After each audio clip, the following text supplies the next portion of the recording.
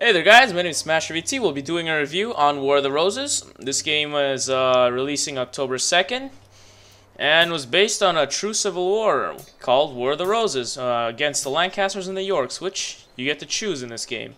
Now here's the customization options, which you can choose what kind of colors you want on your armor, your own heirloom, family heirloom, also known as, well, you see the cross, right guys? I forgot what it's called, but anyways. You can customize different type of perks, so endurance, as like faster running. You can bash with your shield. You can customize your own weapon, so what type of blade, what type of metal, what type of wood it uses, and I can go on and on and on all day long with this. When you spawn, you can choose your teams. You go and you can spawn on your team characters, or in a normal like tent spawn point, which you are invisible for a couple of seconds and nobody sees you and you can't attack or anything, and you have a limit as far as you go until you left click and start battling. As here I am reloading as a new crossbow mechanism reloads. They didn't have this in Mountain Blade, which was the predecessor of the War of the Roses game. Pretty much it.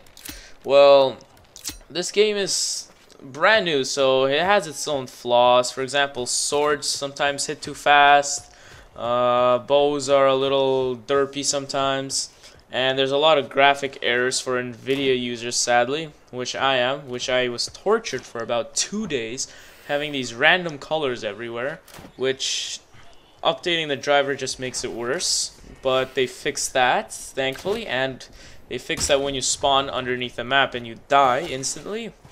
That wasn't fun either.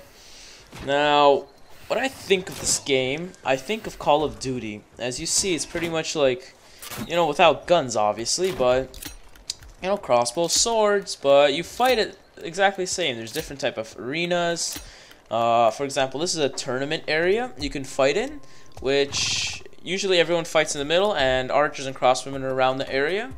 But right now, I'm using the horse with the lance for my first time, so never used it before because I didn't have enough money. Which reminds me of that each time you attack, damage somebody, you earn gold coins, which you can use to upgrade armor, buy different type of colors on your armor, and so forth.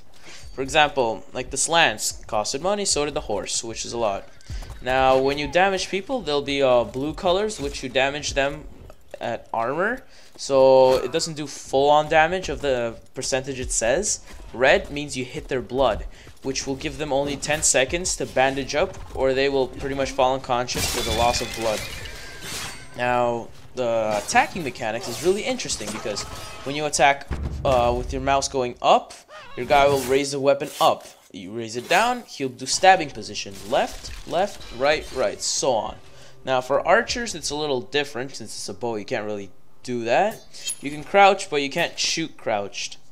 So when you draw your bow, it goes like these two little dots go into the middle, and then if you hold for too long, it spreads out, and your guy loses strength and has to let go of the bow. Crossbowmen, you don't have to do that because everything's automatic. Wow, new technology.